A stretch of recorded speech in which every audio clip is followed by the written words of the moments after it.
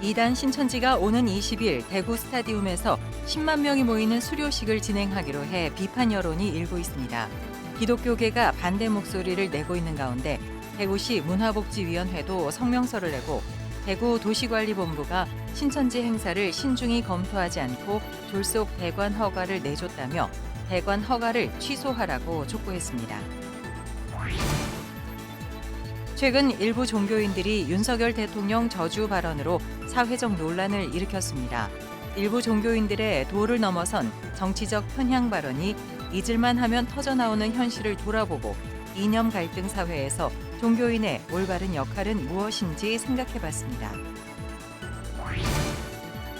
26개 장로교단들의 연합체인 한국장로교 총연합회 새 대표회장에 예장 합동개혁 총회장인 정서영 목사가 추대됐습니다.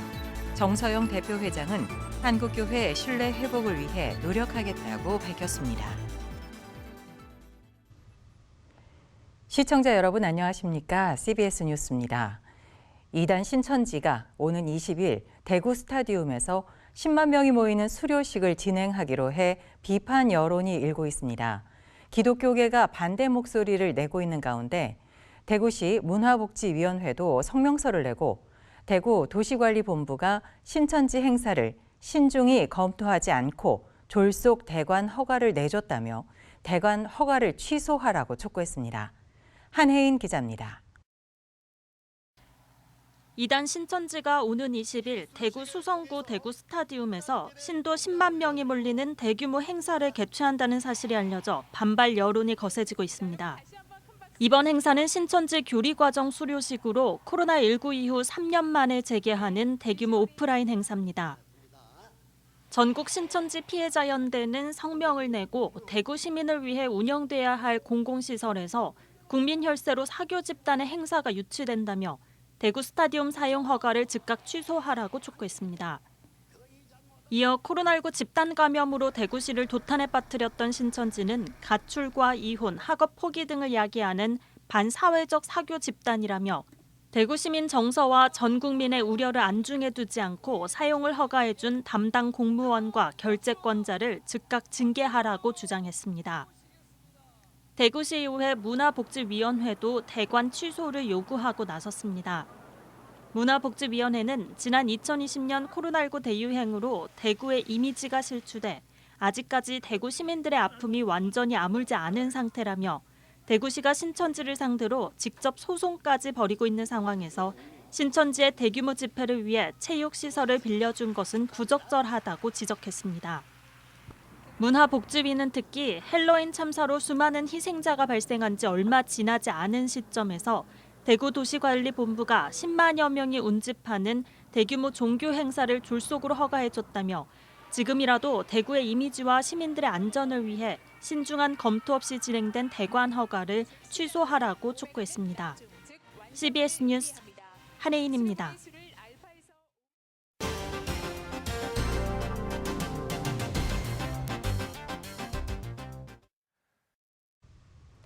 최근 일부 종교인들이 윤석열 대통령 저주 발언으로 사회적 논란을 일으켰습니다. 일부 종교인들의 막말 논란은 지난 정부 때도 있었는데요.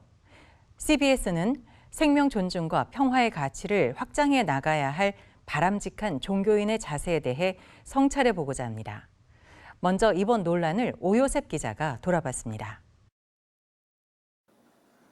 대한성공회 대전교구 김규돈 신부가 최근 SNS에 올린 글이 사회적 논란이 됐습니다. 김 신부는 동아시아 정상회의에 참석한 윤석열 대통령의 발언을 공유하면서 암담하기만 하다며 윤 대통령의 전용기가 추락하길 바란다는 내용의 글을 올려 파문을 일으켰습니다. 논란이 일자 김 신부는 SNS 사용이 미숙해 사적인 글이 공개된 것이라고 해명하며 사과했지만 생명 존중의 가치를 전해야 할 종교인으로서 차마 해서는 안 될 표현이었다는 비판이 계속해서 일고 있습니다. 천주교의 박주환 신부도 윤 대통령과 김건희 여사가 전용기에서 추락하는 합성 이미지를 SNS에 올린 사실이 드러나 비판받고 있습니다. 종교인들의 정치적 막말이 사회적 물의를 빚은 건 어제 오늘 일이 아닙니다. 사랑제일교회 전광호 목사는 수년 동안 문재인 전 대통령을 향해 총살당해야 한다 등의 막말과 저주 발언을 쏟아냈습니다. 또 일부 교회에서도 극우 성향 목회자들이 설교 시간을 이용해 대통령이나 특정 정당, 정치인을 향한 막말 저주성 발언을 쏟아내곤 했습니다. 기윤실 공동대표 조주희 목사는 이러한 현상에 대해 목회자가 사회적 현안에 대해 예언자적 목소리를 내는 것은 당연한 책무이지만 하나님 나라라는 더 큰 담론을 상실한 채 진영 논리와 이해관계, 사적 감정에 치우치고 있다고 우려했습니다. 하나님 나라의 통치라고 하는 관점에서 좀 바라보면 좋겠다. 어느 당을 지지하거나 어느 부류를 지지한다기보다는 조금은 거리를 두고 하나님의 통치라고 하는 관점에서 국민들에게 평화를 이야기하고 또 생명을 이야기하는 쪽에 헌신할 수 있도록 도와주는 일은 기독교가 해야 될 마땅한 책무라고 생각이 듭니다. 한국복음주의교회연합 공동대표 구교영 목사는 거대 양당이 경쟁하는 우리나라 정치 토양의 한계 속에서 목회자들이 정치적 편향성을 보이며 객관성을 잃고 있다고 지적했습니다. 구체적인 정치 세력이나 정당들에 대한 호불호 그리고 거기에 대한 지나친 찬반 이거보다는 대한민국에서 벌어지고 있는 가장 중요한 현안들에 좀 더 집중을 해야 된다고 생각을 합니다. 그냥 표상적으로 나타나고 있는 현상 그 배후에 가장 중요한 핵심이 무엇인지를 통찰하는 데 조금 더 노력을 많이 해야 됩니다. 근데 그것을 표현하는 방식은 훨씬 더 대중적이어야 됩니다. 논란이 된 발언은 분명히 반성해야 하지만 이런 발언이 나온 배경에 대해서도 들여다봐야 한다는 목소리도 있습니다. 윤석열 정부가 사실 그 희생자들의 어떤 그 안타까움 또 아픔, 억울한 죽음 이런 거에 대해서 전혀 공감하지를 않았고 그 합동 분향소도 그 본래의 의미를 굉장히 퇴색시켰고 심지어는 희화화했다 이런 느낌까지 받았던 것이거든요. 공감하지 못하는 윤석열 정부를 이렇게라도 비판해야 되겠다 하는 그 마음의 비중이 컸으리라고 저는 그렇게 생각합니다. 종교인들의 막말 논란이 계속되는 가운데 생명과 평화의 가치를 확장해 나가는 성숙한 종교인의 모습이 요구되고 있습니다.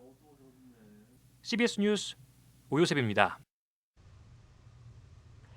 생명을 그 무엇보다 중요시해야 할 종교인들이 정치적 편향에 의해 생명을 경시하는 막말과 저주성 발언을 쏟아내면서 논란이 더 커졌는데요.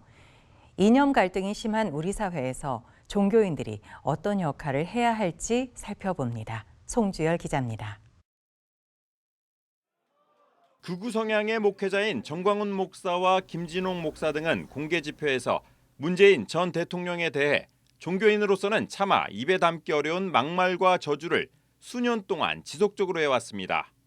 최근 성공의 김규돈 신부와 가톨릭 박주환 신부 역시 SNS에 올린 글에서 윤석열 대통령이 전용기에서 떨어져 죽기를 바라는 저주성 발언으로 물의를 일으켰습니다.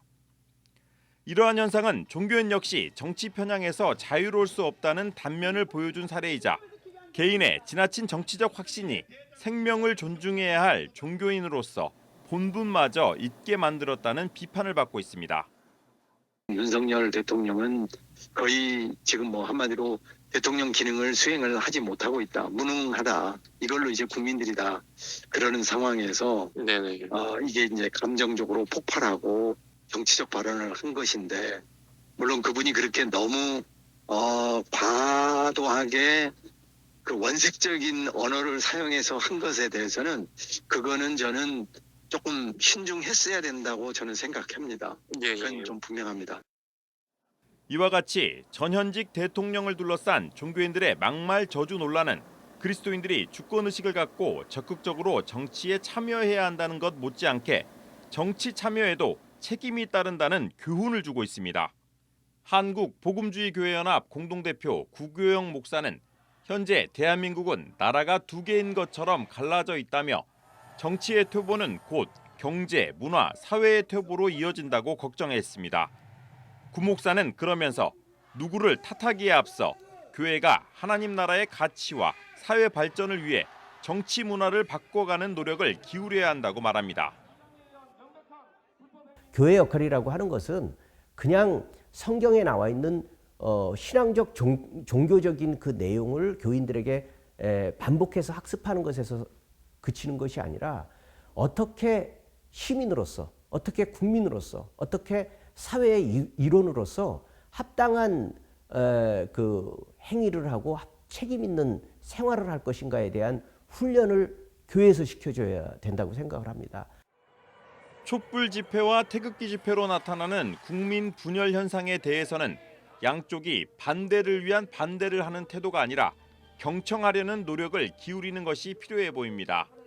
우리 사회 존경받는 원로 중 한 사람인 김성수 성공의 은퇴주교는 자신만 옳다는 태도는 결국 갈등의 골만 깊게 할 뿐이라며 서로의 이야기를 듣는 소통의 노력이 그 어느 때보다 필요한 시점이라고 말합니다. 정치를 모르는 사람을 대통령으로 만든 게 누구야? 아니 검사 잘하는 사람을 왜 뽑아서 대통령을 시켜? 그러면은 그 검사를 뽑은 사람들도 책임을 져야지. 근데 그 사람들은 지금 어디 가서 뭘 해요? 나도 한쪽 귀만 뚫렸지 한쪽 귀 막아놓고 사는 것 같아.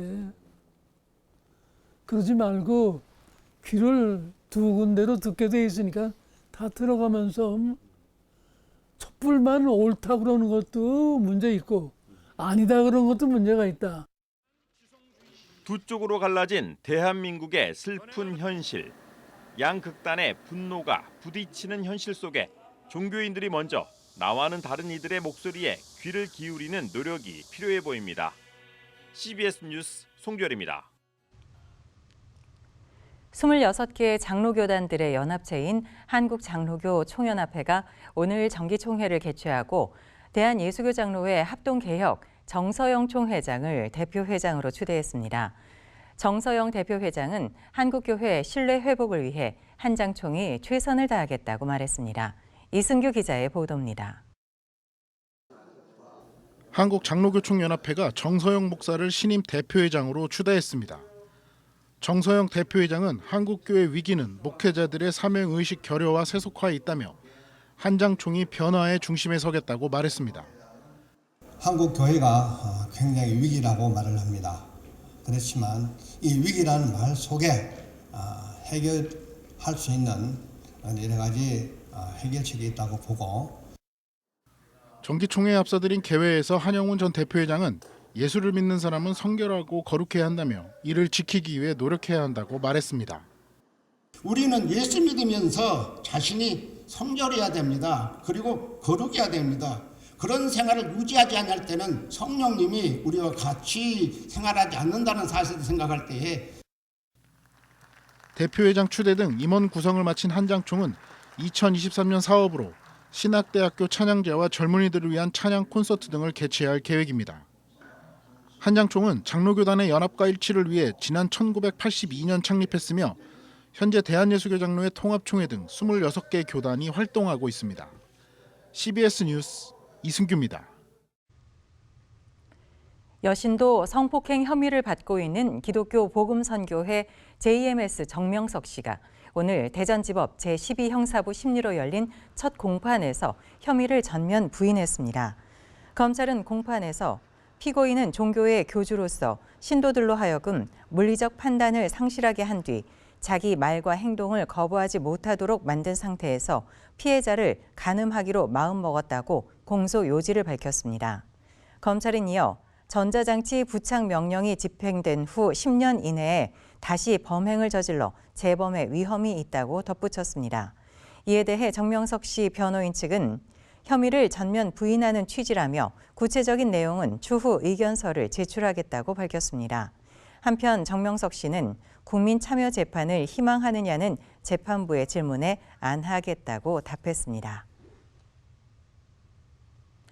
한국교회 총연합이 오늘 교정사역을 하는 새희망 교정센터와 한국기독교 문화유산 보전협회, 한국기독교 군선교연합회와 업무 협약을 맺었습니다. 한교총과 단체들은 업무 협약을 계기로 교정사역과 교회 문화유산 보전사업, 또 군선교를 위한 사역을 함께 진행할 계획입니다. 한교총 사무총장 신평식 목사는 업무 협약을 계기로 한교총이 다양한 사업을 진행할 수 있게 됐다며 앞으로도 더 많은 단체들과 동역하겠다고 말했습니다.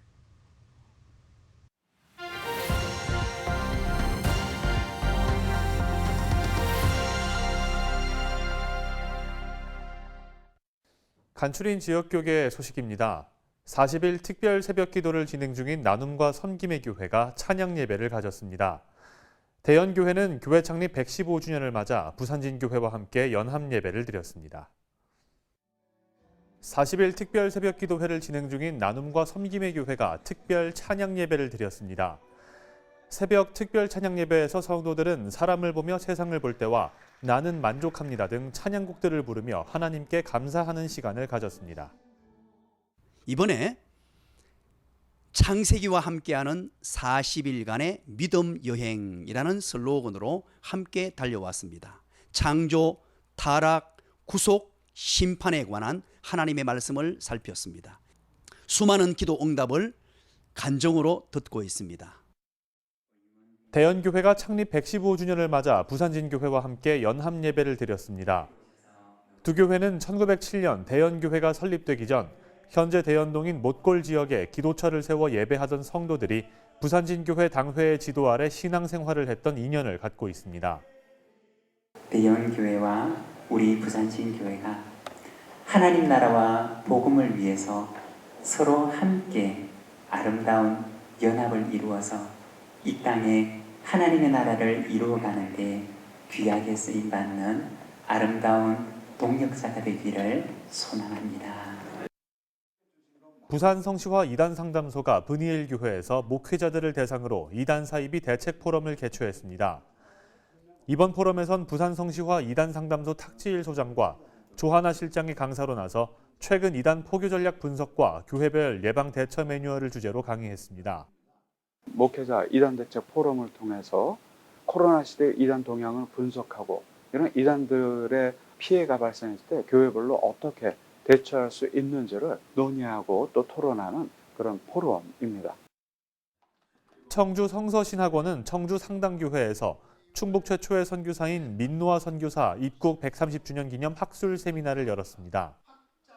이날 세미나에서 성결대학교 석좌 교수인 최재건 박사는 교회 설립과 농촌 전도, 의료 선교와 찬송가 번역 등 충청 지역에서 펼쳐진 밀러 선교사의 다양한 사역을 소개했습니다. 또 세미나와 함께 민노아 기념 성가 합창제와 사진전도 함께 진행됐습니다.